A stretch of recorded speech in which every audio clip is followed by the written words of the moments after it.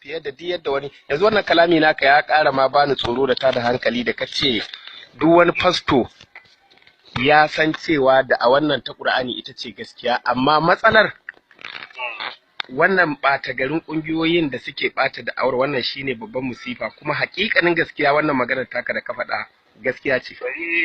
Bari in baka kaɗan daga cikin wasu hujjoji masu yawa, amma zan baka guda ɗaya tal a ciki. Gaskiya ne. Kuma hujjar da zan baka ita a cikin littafin Bible. Na'am.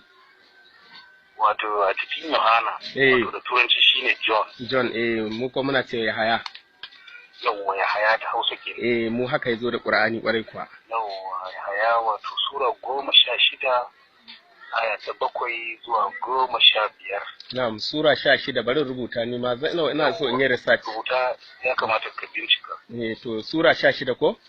Sura 16. Na'am, aya 7. Na'am.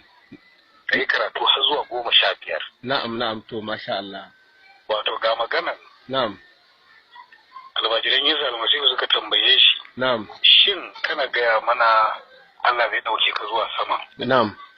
Kana mana addu'a abinci ya zo, kana warkar da makafi, kana tada matattu. Shin idan ka tafi wa zai mana irin wa'annan ayyukan al'ajabi? Gaskiya ne, gaskiya.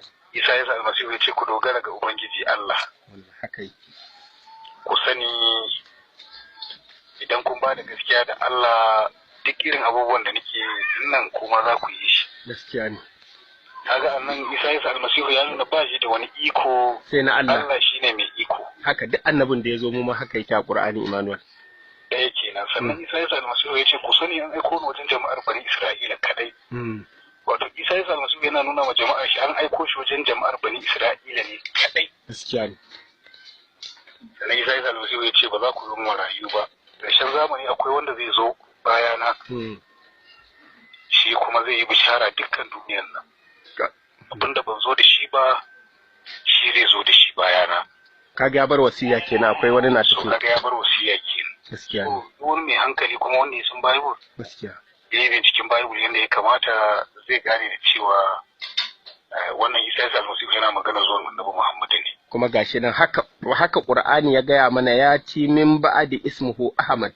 Mu ma wasiyar nan da ka faɗa a Bible haka take cikin Qur'ani kuma. So sannan alama ta biyu cikin Lukka. Na'am. Sura 44. Na'am. Daga aya ta 5 zuwa 16. Na'am. Lokacin da Isa ya almasihu ya tashi daga matattu. Na'am. Ya kasance ma almajiran shi guda 2 wanda suka taho tare da shi suka zo wajen sauran. Na'am. Almajiran shi guda 12 ne wanda ya rayuwa da su ya yawon wa'azi da su. Gaskiya. Suka zo suka samu sauran. Wasiyar da ya sa almasihu yake ban musu lokacin da zai tafi. Albarka ta tabbata a gare ku, an mallaka mini iko a sama da ƙasa. Gaskiya ne.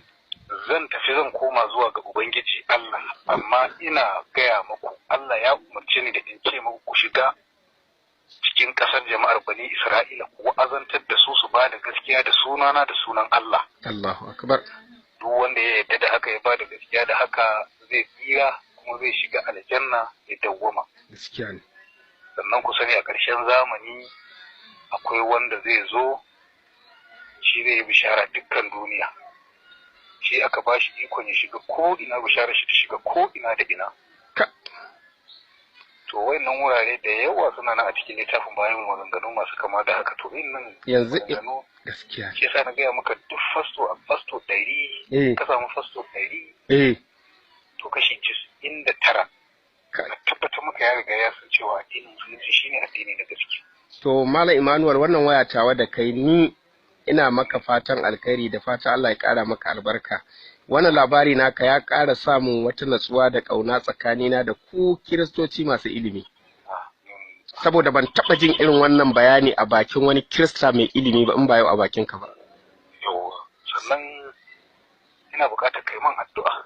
Gaskiya ne Emmanuel. Kai man addu'a, ina so duk sanda rayuwa ta za ta kare a cikin addinin musulunci. Allahu akbar. Wannan magana ina gaya maka ni da kai ne iya gaskiya na gaya maka. Allahu akbar. Na riga na yadda kuma na ba da gaskiya da cewa addinin ku shine addini na Allah kuma shine addini na gaskiya. Allahu akbar. amma dai kafin shi komai ne na Allah. Wannan haka yake, wannan haka yake. Ina so kai min addu'a. Gaskiya. Ina so duk sanda rayuwa ta za ta kare, ina so in shiga musulunci kuma in tabbata cikin shi. Wato wannan labari naka ka bani wani abin da har abada a rayuwata ba zan manta da shi ba, ba zan manta da kai ba, kuma ka ƙara min ƙarfin gwiwa akan da'awa da alaƙa tsakaninmu da ku Kirista masu ilimi ba jahilan Kiristoci ba. Kuma irin kaɗin nan da muna samun irin ka, wato gaskiyar labari ba mu ce ma ka bar Bible mu ka zo wajen mu ba, amma da lallai za mu ba da gudunmawa a duniya, a gwamnatinmu da za ta ja mu yi mata bayani irin wannan, wallahi da an samu zaman lafiya duk duniya ba Najeriya ba. Amma Malam Emmanuel, Allah ya maka albarka, kuma wannan bayani naka. Wato kana ji na malam? Na'am. A takaice wato ƙarshen magana kada in cika kada su